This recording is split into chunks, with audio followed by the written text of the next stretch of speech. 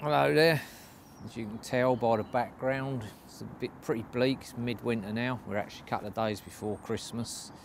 Typical winter fishing, it can become pretty hard at times. I mean, my favourite method for winter fishing is probably try a bit of opportunist fishing, really.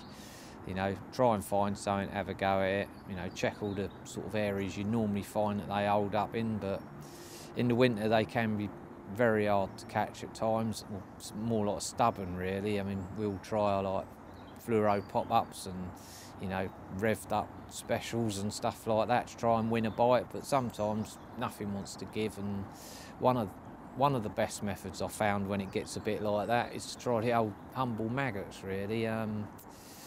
Several different rigs you can use for them with maggot fishing. Medusa rig, I think I've run past that before on this channel, and but yeah, another method I've used in the past, which I'm sort of thinking about giving it another go because everything goes full circle again, is the good old Maggot liner, really. I mean, it's a very delicate little setup, really. It's sort of that thing when you're struggling for bites, it's good to find down. So the Maggot rig, you can't get much finer than that, really. I mean, if you look at this little setup, yeah, you've got your lead core or your leader, however you like to fish your main line.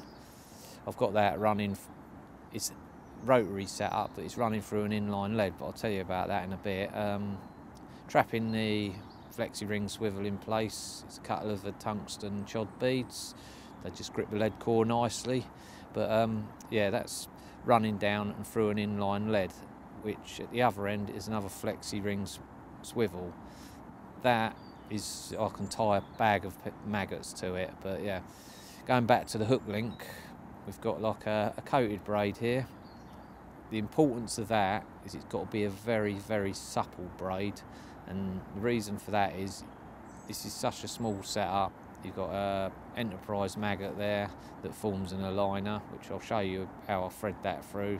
It's critical that you thread it through on the last line in the side at one end, take a needle down the other end and out the other.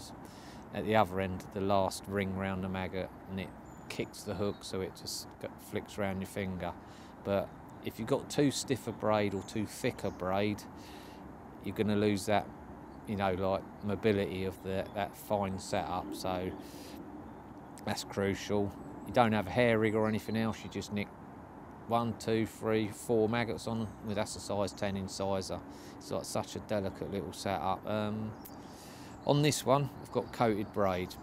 It's because there's a few roach and other species in this, like in the lake that I'm fishing, so they'll probably knock the setup about a little bit. If it was a fully stripped braid or a, you know, there's a risk it could all get tangled up and that. But yeah, that's the reason why I use it coated. And in the middle there's a bit of putty which helps as it drops in the fish's mouth to just flick the hook round. That just sort of creates another, it just helps pull it round. So yeah, I mean, if all else is failing, maggots can get things going. They encourage other fish to feed in the swim. That can be a problem with small fish like perch and roach, so I treat it like bag fishing. If you was fishing with pellets or something like that, you put it out, give it an hour or 2 hours, redo it again.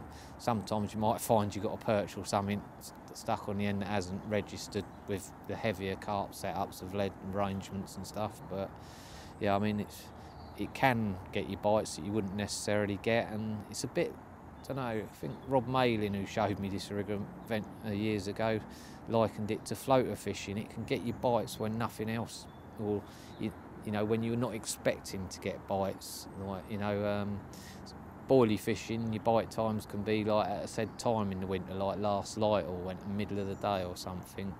Don't know why, but the maggots seem to get your bites at random times. So really, if you're struggling anywhere this winter, it's worth giving it a go, like maggot fishing. Give the old Maggot liner a go. I haven't seen a lot of people using it in recent years, so it's definitely worth revisiting.